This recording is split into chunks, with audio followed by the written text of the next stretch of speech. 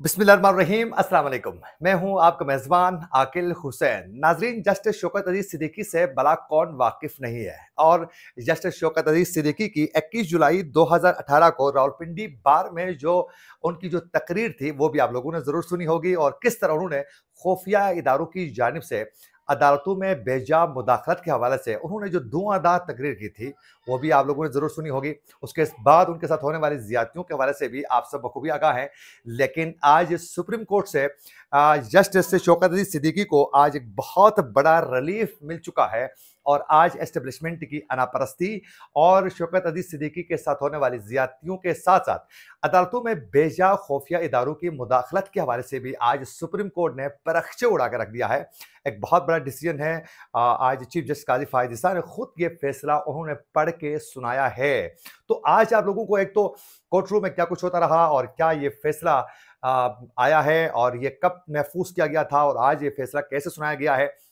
एक तो आप लोगों को आज इस डिसीजन के हवाले से बताएंगे। वही साथ साथ ये उनको बरतरफ क्यों किया गया था और उस वक्त उन्होंने क्या कहा था और किसके ईवा पर यह सब कुछ हुआ था, ये भी बताएंगे आज के प्रोग्राम में। अगर आप लोगों ने अभी तक हमारे चैनल को सब्सक्राइब नहीं किया है तो हमारे चैनल को जरूर सब्सक्राइब करें और बेल आइकन क्लिक करना ना भूलिए, ताकि इस तरह के अपडेट्स जो हम आप तक पहुंचाना चाहते हैं वो बर वक्त आप तक पहुंच सके। अगर आप लोग हमारे वीडियो को लाइक या फिर शेयर कर लेते हैं तो उससे यकीनन हमारी हौसला अफजाई होगी, और हम मजीद रिसर्च करके अच्छे प्रोग्राम्स बर वक्त आप तक पहुंचाने की पूरी कोशिश करेंगे। तो अभी और इसी वक्त हमारे चैनल को सब्सक्राइब करके इस वीडियो को लाइक लाजमी करना है, और हमारे फेसबुक पेज को भी जरूर फॉलो कीजिएगा, क्योंकि सब्सक्राइब, फॉलो और लाइक हमारे प्रोग्राम्स को आप नहीं करेंगे तो भला कौन करेगा। नाज़रीन, आज सुप्रीम कोर्ट ने शौकत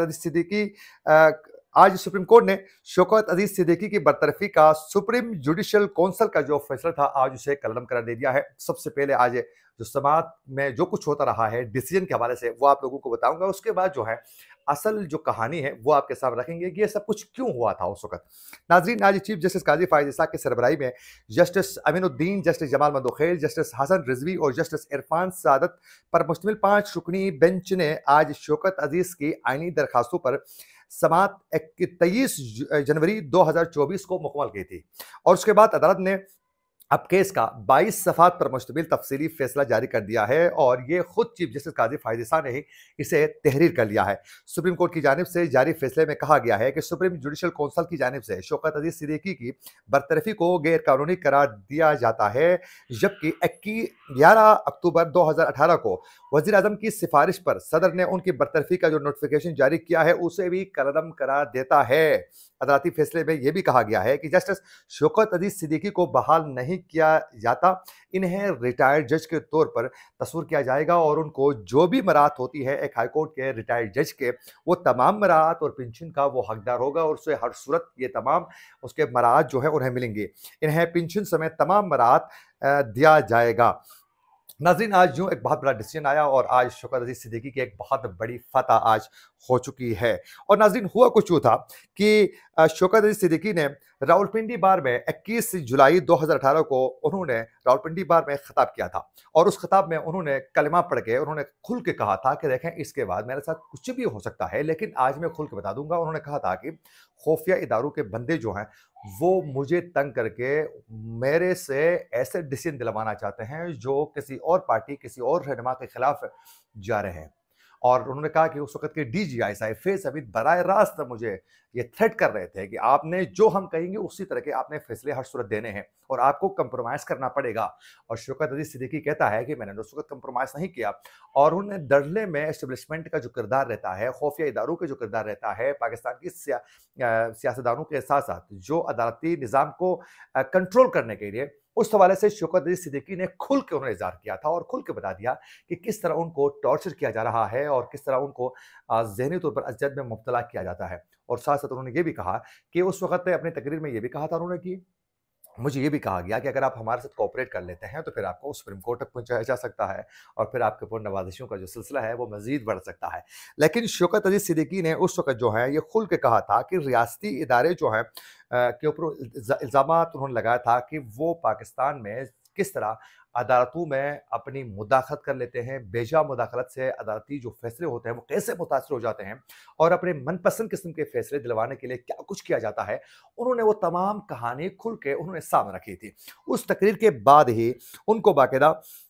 11 जुलाई 11 अक्टूबर 2018 को खुफिया इदारों के खिलाफ तकरीर करने पर उन्हें ओहदे से हटाया गया। यानी 21 जुलाई 2018 को उन्होंने ये तकरीर की थी रावलपिंडी बार में और 11 अक्टूबर 2018 को खुफिया इदारों के खिलाफ तकरीर करने के को जवाज बनाकर उनको ओहदे से बरतरफ किया गया। उसके बाद उनको कई मुश्किलात का सामना करना पड़ा, फिर उनकी फैमिलीज़ को मुश्किलात का सामना करना पड़ा और फिर उस वक़्त तो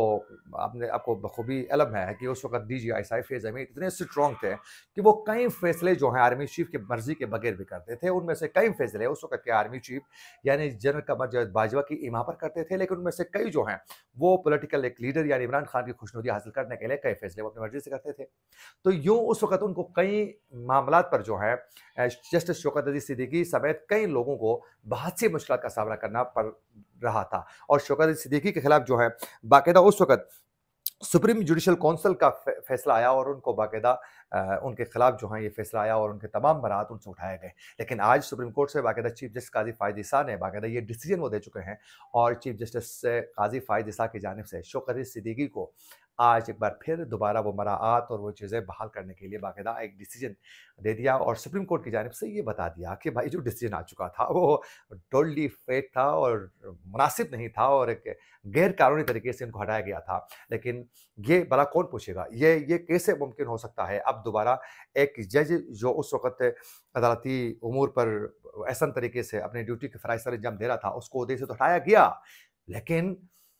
उनको बरतरफ करने के बाद उसका जो वक़्त ज़ाया किया गया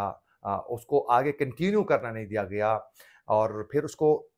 अब जो है रिटायर्ड जज के तौर पर उनको मराहत तो मिल जाएँगे, लेकिन एक हाज़िर सर्विस जज को ज़बरदस्ती बरतरफ किया गया है, लेकिन वो इंसाफ़ तो नहीं मिल सका कि जो वो डिज़र्व करता था। मुमकिन है वो सुप्रीम कोर्ट तक पहुँच जाता और वहाँ से वो अच्छे डिसीज़न पाकिस्तान के हक़ में देने की कोशिश करता, मुमकिन है, लेकिन वो सब से उनको रोका गया